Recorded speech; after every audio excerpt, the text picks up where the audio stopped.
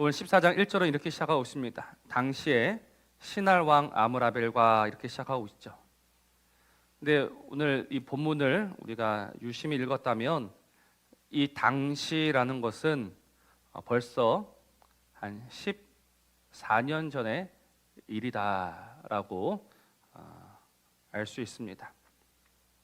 그러니까 오늘 이 본문을 보니까 우리가 처음 들어보는 나라 이름도 많이 나오고 처음 들어보는 왕 이름도 너무 많이 나와서 좀 헷갈리고 복잡하고 어렵게 보이는데 사실 이 본문은 굉장히 간단합니다. 무슨 이야기가 기록되어 있냐면 아브라함이 나온 지역이 갈대아 우르입니다. 그렇죠? 그 갈대아 지역이 당시 이 패권국이라고 할 수 있어요. 거기에 있던 4개 나라가 연합을 했고 또 지금 이 요단 쪽에 한 5개의 나라가 연합을 해서 싸웠다라는 겁니다. 몇 년 전에? 14년 전에. 근데 누가 이겼습니까? 갈대아 우르에 있던 그 4개 연합이 이깁니다. 그러니 몇 년 동안 그 나라에 조공을 바쳤느냐? 12년 동안 바쳤고 13년째 되던 해에 우리가 더 이상 이렇게 살아서는 안 되겠다. 반역을 일으켰고 너희가 감히 반역을 일으켜? 라고 14년째 되는 해에 다시 전쟁이 붙었다라는 이야기를 오늘 이렇게 길게 적어놓고 있는 겁니다. 사실 오늘 이야기를 보면 그동안 이제 우리가 봤던 그 아브라함의 믿음 없음 이제 이 주제를 가지고 쭉 가기에는 무리가 있는 것처럼 보였어요. 근데 오늘 이 말씀을 보면서 다시 한번 우리의 어리석음과 우리의 연약함을 깨닫고 하나님의 은혜와 하나님의 도우심을 보게 됩니다. 무슨 이야기냐면 여러분 지금 이 이야기가 시작된 것이 어디서부터 시작됐냐면 바로 앞에 있었던 창세기 13장 10절입니다. 창세기 13장 10절을 제가 읽어드립니다. 이에 롯이 눈을 들어 요단 지역을 바라본즉 소알까지 온 땅에 물이 넉넉하니 여호와께서 소돔과 고모라를 멸하시기 전이었으므로 여호와의 동산 같고 애굽 땅과 같았다라고 이야기합니다. 롯이 이제 눈을 들어서 바라봅니다. 요단 쪽을 바라보는 거예요. 요단 쪽을 바라보니까 어떻습니까? 여호와의 동산 같았고 애굽 땅과 같았다. 너무너무 좋았다라고 오늘 롯은 보았어요. 보고 그리로 갔어요. 근데 오늘 14장에서 그 땅의 실체가 드러나고 있습니다. 겉에서 보기에는 너무 좋았고 너무 완벽했고 너무 아름다웠었는데 오늘 그 실체는 무엇이냐? 지배를 받고 있었고 조공을 바치고 있었고 그리고 이제 반역을 하자.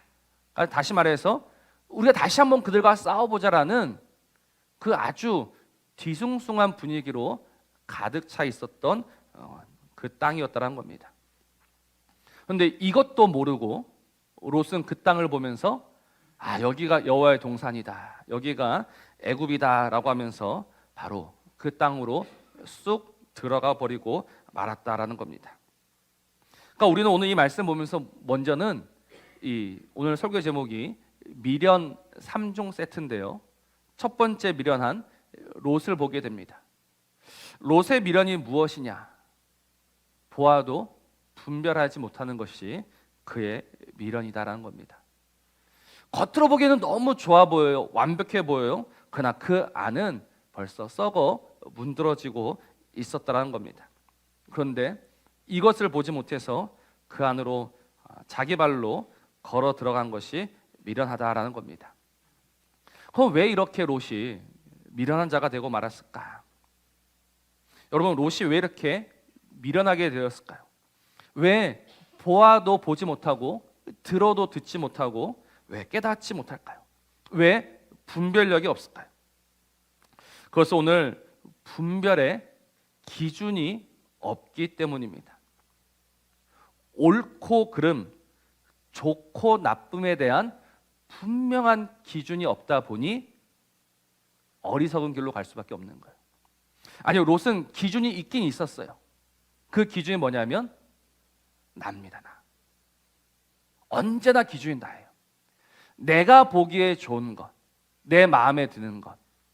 그러니까 언제나 이 자기의 마음에 그 끌리는 대로 따라가고 살아가다 보니 미련한 자가 되고 그 망하는 길에 들어설 수밖에 없다라는 겁니다. 그래서 오늘날 이 롯의 미련이 점점 우리의 미련이 되고 있음을 우리는 주의해야 합니다. 왜냐하면 오늘 우리도 기준을 우리에게 두기 때문에 그래요. 오늘 신앙도 그렇습니다. 신앙도 나를 위한 예수고 나를 위한 교회고 나를 위한 복음이 되고 있습니다. 내 입맛, 내 기준, 내 생각, 여기에서 벗어나지 못하면 결국은 미련한 자가 될 수밖에 없다는 거예요. 다시 한번 하나님께서 보여주셨던 그 땅을 한번 생각해 봅시다. 여러분, 가나안 땅이 있고 그리고 가운데 요단강을 중심으로 요단 동편이 있어요. 물론 객관적으로 봤을 때는 요단 동편이 훨씬 좋아요. 그럼에도 불구하고 여러분, 가나안 땅이 여전히 좋은 땅이 될 수 있었던 이유가 무엇입니까? 하나님께서 좋다고 하시니. 하나님께서 좋다고 하신 그 땅이 좋은 거예요. 내가 보기에는 아닌 것처럼 보이고 내 생각과 내 기준에는 좀 미달인 것처럼 보여도 하나님이 좋다라고 하시면 좋은 거예요. 그러니까 이 분별의 기준이 어디에 있어야 되느냐? 하나님에게 있어야 되는 거죠. 하나님의 말씀하시고 하나님께서 명하신 그것이 좋다라는 이 분명한 기준이 저와 여러분의 기준이 되어야 되는 거예요. 여러분, 사사시대의 특징이 무엇입니까? 사사시대, 그 암흑의 시대, 그때 왕이 없으므로 다 무엇에 옳은 대로 살았습니까? 자기 소견, 자기 생각대로, 자기 마음대로, 자기 기준대로. 그러니 망할 수밖에 없는 겁니다. 하나님께서는 분명히 가나안 땅이 좋다라고 하셨습니다. 그러면 가나안 땅이 좋은 거예요. 왜요? 만왕의 왕이신 그분이 말씀하시니. 그러니까 우리는 이 분별의 기준을 나한테 두는 것이 아니라 하나님에게 두어야 됩니다. 그러면 이 하나님에게 둔다는 것은 무엇이냐면 언제나 하나님의 말씀이 내 삶의 기준이 되어야 하는 거예요. 우리가 어떻게 이 미련한 자리에서 벗어날 수 있을까? 더 이상 기준을 나에게 두는 것이 아니라 하나님의 말씀에 두어야 되는 거예요. 히브리서 4장 12절 말씀을 보니까 하나님의 말씀은요, 살아있는 말씀입니다. 활력 있는 말씀입니다. 그래서 제일 마지막에 마음의 생각과 뜻을 판단한다라고 하는데, 세 번역을 보면요, 우리의 생각과 의도를 드러낸다, 밝혀낸다라고 합니다. 그러니까 하나님의 말씀이 우리 안에 들어와서 역사하면요, 우리에게 있는 이 검은 생각과 이 어두운 의도를 밝히 드러내 버리시는 거예요. 그래서 내가 속고 있었구나, 내가 모르고 있었구나라는 것을 하나님의 말씀을 통해서 알게 되는 거예요. 그래서 이 하나님의 말씀이 우리의 삶에 분명한 기준이 되어야지만 이 롯의 미련에서 벗어날 수 있는 겁니다. 세상은요, 끊임없이 우리는 떡으로 산다라고 이야기합니다. 하나님의 말씀은요, 떡이 아니라 나의 말씀으로 산다라고 이야기합니다. 세상은 나에게 엎드려 절해라, 그러면 내가 모든 것을 주겠다라고 합니다. 나 말씀은 다만 주 너의 하나님만 섬겨라라고 합니다.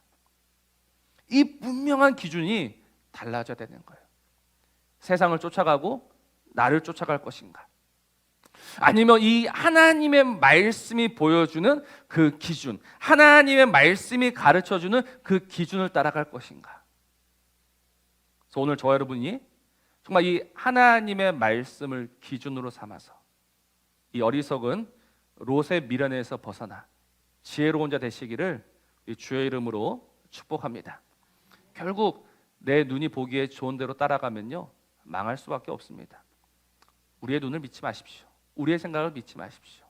하나님께서 보여주시고 하나님께서 명하신, 하나님께서 우리의 손에 쥐어주신 그것이 우리의 생명이며 우리의 영원한 복음인 줄로 믿습니다. 이제 또 이 말씀 보면 이제 두 번째 미련한 사람들이 나옵니다. 누구냐면 그 반역을 꿈꾸던 자들입니다.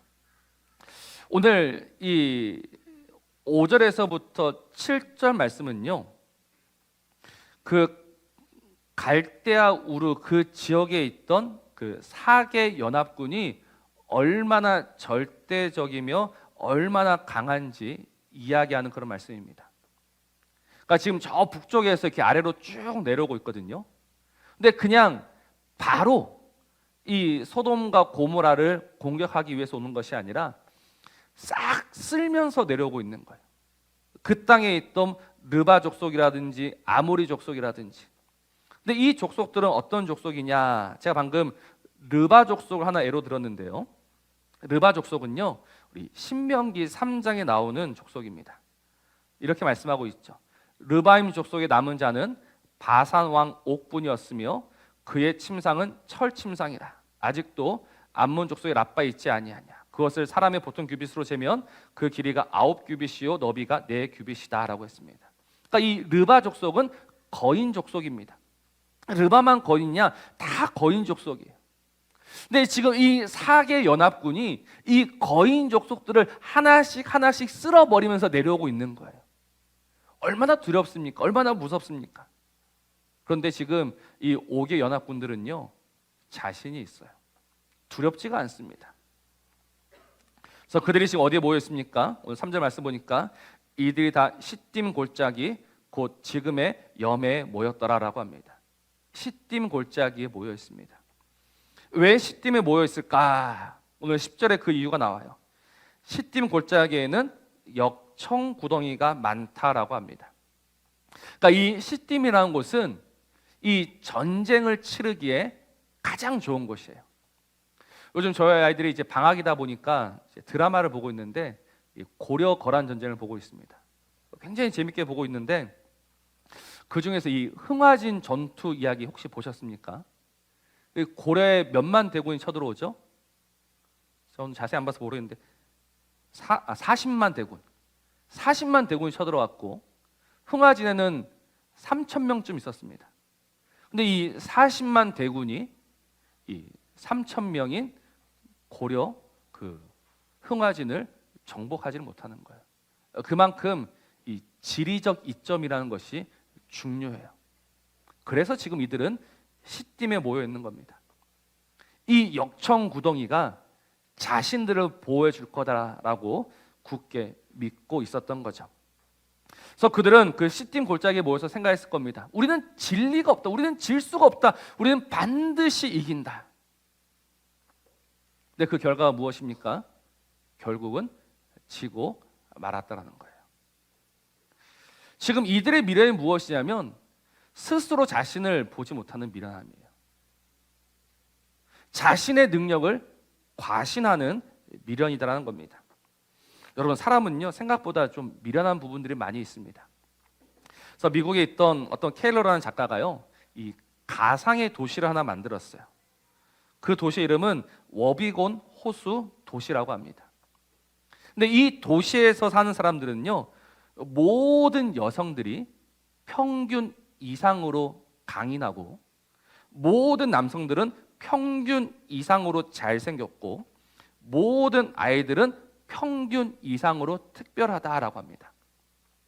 여러분, 이 말이 맞는 말입니까? 잘못된 말입니까? 모든 사람들이 평균 이상이 될 수 있을까요? 없을까요? 없어요. 여러분, 평균이라는 거는요 잘하는 사람이 있고 못하는 사람이 있는 거예요. 근데 사람들은 어떻게 생각하냐면 모든 사람들은 나는 평균 이상이다라고 생각을 하는 거예요. 저희 아이들이랑 이번 설날 때 오락실을 잠시 갔었는데요. 오락실 하니까 애들이 뭐에 빠지냐면 그 뽑기에 빠집니다. 사람들이 이제 앞에서 뽑고 있거든요. 그런데 앞에 있는 사람들이 실패하고 그 뒤에 있는 사람도 실패합니다. 그럼 기다리면서 어떤 마음을 기다리고 있을까요? 나도 실패할 거라고 기다리고 있었을 것 같습니까? 나는 성공할 거라고 기다렸어요. 나는 성공할 거야. 뽑았을까 못 뽑았을까요? 못 뽑았습니다. 엄마 500원만 더 줘. 이번엔 돼. 진짜 돈 많이 썼는데요. 한 개도 못 뽑았어요. 제가 좀 속상하더라고요. 한 개쯤은, 한 개라도 걸렸으면 이렇게까지 속상하지 않을 건데 하나도 못 걷는 거예요. 근데 돌아오면서도 뭐라고 하냐면 한 번만 더 했으면. 그게 사람입니다. 스스로를 모르는 게 사람인 거예요.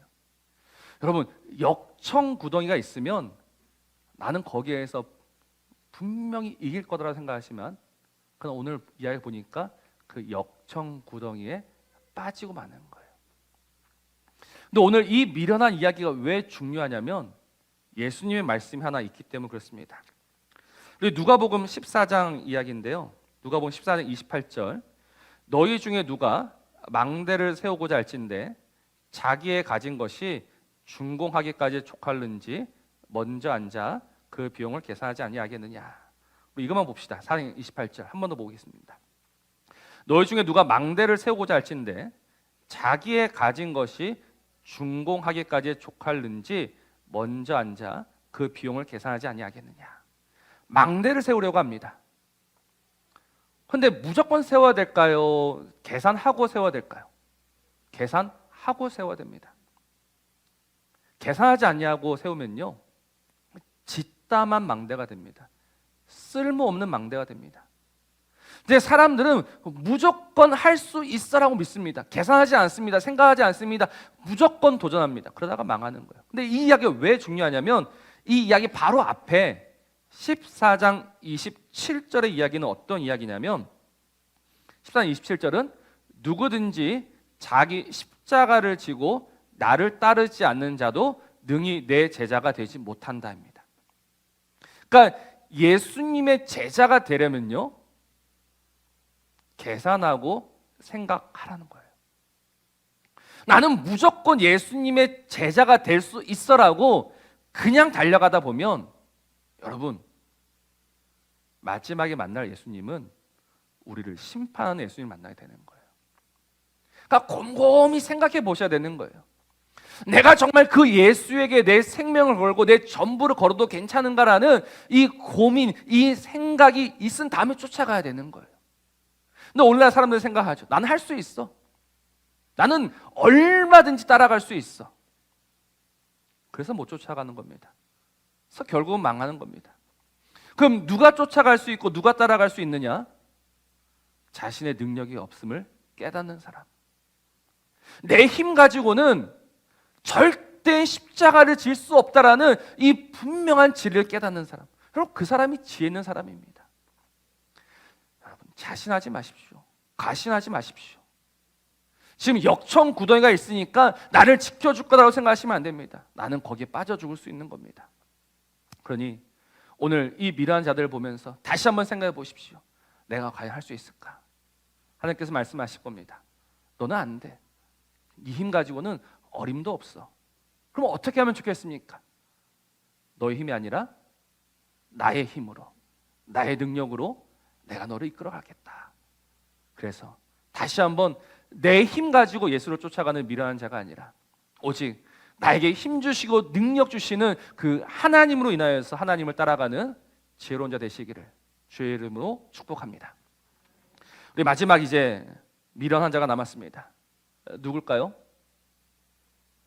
아브라함입니다. 지금 이 롯이 사로잡혔다라는 이야기를 아브라함이 들었어요. 그럼 이 아브라함은 롯을 구해야 합니까? 구하지 말아야 합니까? 롯을 구해야 될까요? 구하지 말아야 될까요? 우리 아브라함이 애굽에 내려갔을 때 살기 위해서 어떻게 했습니까? 아내를 포기했습니다. 근데 지금 이 롯을 구하기 위해서 이 전쟁에 뛰어드는 거는요, 자신의 생명을 포기하는 것과 마찬가지입니다. 말씀을 드렸죠. 지금 이 롯을 사로잡아간 군대는요, 절대적이고 압도적인 힘을 가지고 있습니다. 더군다나 13장에서 우리는 무엇을 확인했느냐? 롯은 약속의 자손이 아니다라는 것을 확인했습니다. 그래서 아브라함은 롯이 잡혀갔지만 사실은 롯을 버려두는 것이 맞아요. 근데 아브라함은 그를 버리지 못합니다. 아브라함은 쫓아갑니다. 자기 집에서 길렀던 그 얼마 안 되는 군사들 데리고 단까지 쫓아갔다라고 했는데 한 거리만 한 200km 정도 됩니다. 근데 단에 쫓아가서 열심히 싸웠는데 거기서 이겼어요. 근데 얘네들이 도망가 버립니다. 더 위로 도망갑니다. 거기까지 쫓아가서 싸우고 다 가져왔습니다. 우리가 다음 주에 이제 보겠지만 여러분, 아브라함이 가서 싸워서 이길 수 있었던 거는요, 하나님의 특별한 은혜가 있었기 때문이지 절대 아브라함이 어떤 능력이 있어서가 아니다라는 겁니다. 그럼 우리는 이 말씀 보면서 아브라함이 왜 쫓아갔을까라고 생각했을 때 이런 결론을 이르게 됩니다. 어떤 결론이냐면 미련을 버리지 못한 미련한 사람이다라는 겁니다. 미련에는 뜻이 두 개가 있습니다. 첫 번째 뜻은요, 깨끗이 잊지 못하는 여전히 끌리는 마음을 이제 미련이 남았다라고 할 때 그 미련이라고 하고요. 또 터무니없는 고집을 부리는 마음을 미련이다라고 합니다. 그러니까 지금 그 롯을 향한 미련, 롯이 아닌 줄 알지만 그러나 그 롯에 끌리는 그 마음을 다루어내지 못하는 미련함이 아브라함에게 있었다는 겁니다. 오늘 이 미련함이 누구의 미련함이겠습니까? 바로 저와 여러분의 미련함이다라는 겁니다. 지금 롯과 아브라함의 미련은 다른 미련이에요. 롯은요, 분별하지 못하니까 자기 발로 쫓아가는데 아브라함은 알아요. 지금 하나님께서 주신 그 약속이 무엇인 줄 알고 하나님께서 이루고자 하신 것이 무엇인 줄 알지만 여전히 끌리는 거예요. 여전히 그 롯에 대한 미련을 포기하지 못하는 거예요. 그래서 목숨까지 걸고 그 롯한테 가는 거예요. 여러분, 그러면 그 롯을 구해왔습니다. 롯이 아브라함에게 고맙다라고 했을까요? 그러면 그 롯이 아브라함에게 큰아버지 아니면 작은아버지일 텐데, 큰아버지, 이제 나는 다시 큰아버지 아브라함과 살겠습니다 라고 이야기했을까요? 자기는 목숨까지 걸면서 쫓아가서 데리고 왔는데 롯은요, 그냥 떠나버립니다. 그러니까 아브라함이 목숨까지 걸면서 데리고 왔던 롯은 아무것도 아니었던 거예요. 정말 아무것도 아니었던 거예요. 근데 그 아무것도 아닌 것에 목숨 거는 그 미련한 자가 아브라함이다라는 겁니다. 그리고 오늘 저와 여러분입니다. 여러분, 우리는 세상이 아무것도 아니다라는 걸 알아요. 세상은 정말 아무것도 아닙니다. 그러나 여전히 우리의 마음이 어디를 향하고 있고 어디에 끌리고 있는가? 정말 우리의 마음이 그 하나님에게 향하고 하나님에게 기울어져야 되는데 우리는 참으로 미련하고 미련한 사람입니다. 우리는 이 미련에서 조금도 벗어나지 못하는 사람입니다. 여기에서 하나님의 은혜가 있습니다. 하나님은 어떤 은혜가 있는가? 바로 하나님의 미련한 은혜가 있습니다. 이 미련한 자를 포기하지 못하시는 그 하나님의 미련함, 여러분, 이게 하나님의 은혜입니다. 정말 이 어리석고 어리석은 자를 포기하셔야 되고 버리셔야 되고 끊으셔야 되는데 이 미련한 인생을 포기하지 못하시는 하나님, 그래서 다시금 그 사망 가운데서 건져 올리시면서 우리에게 말씀하시면서 내가 너의 상급이고 내가 너의 방패고 내가 너의 도움이고 내가 너의 전부다라고 말씀하시는 그 하나님, 정말 미련하신 하나님. 여러분, 오늘 우리는 그 하나님의 미련함 때문에 사는 줄로 믿습니다. 그런데 우리는 이 시간 다시 한번 고백을 해야 합니다. 정말 무엇이 우리의 행복일까? 무엇이 우리의 기쁨일까? 무엇이 우리의 만족일까? 오늘도 세상이 주는 것을 받아 먹으면서 살아가는 그 삶이 만족이 아니라 나의 아버지가 되시며 나의 전부가 되시는 그 하나님, 그 하나님이 주시는 것으로, 채우시는 것으로 하루하루를 살아감이 감사요, 은혜요, 행복입니다라는 이 고백이 저와 여러분의 고백이 되어야 되는 거예요. 하나님을 알고 하나님을 아버지라 부르면서 하나님을 섬기면서 하나님과 함께 할 수 있음이 오늘 우리의 행복입니다. 여러분, 오늘 그 세상 가운데 미련을 두지 마십시오. 아무것도 아닌 것에 미련을 둬서 또다시 그 험한 길을 가시면 안 됩니다. 오늘 하나님이 우리에게 주신 이 가장 좋은 길이 있고, 이 복된 길이 있고, 이 생명의 길이 있는데 우리가 어디로 가야겠습니까? 하나님, 이 미련한 인생을 당신의 사랑으로 고치시어서 이 미련에서 벗어나 정말 하나님께서 주고자 하시는, 하나님께서 약속하신 그 땅에 이르게 하여 주옵소서 라는 이 고백이 저와 여러분의 진실한 고백 되기를 우리 주의 이름으로 축복합니다. 우리 말씀을 기억하시면서 우리 함께 찬양하고 고백하실 텐데요, 나는 주를 섬기는 것에 후회가 없습니다라는 고백입니다. 정말 오늘 이 고백이 우리의 고백 되기를 간절히 소원하고 기도합니다.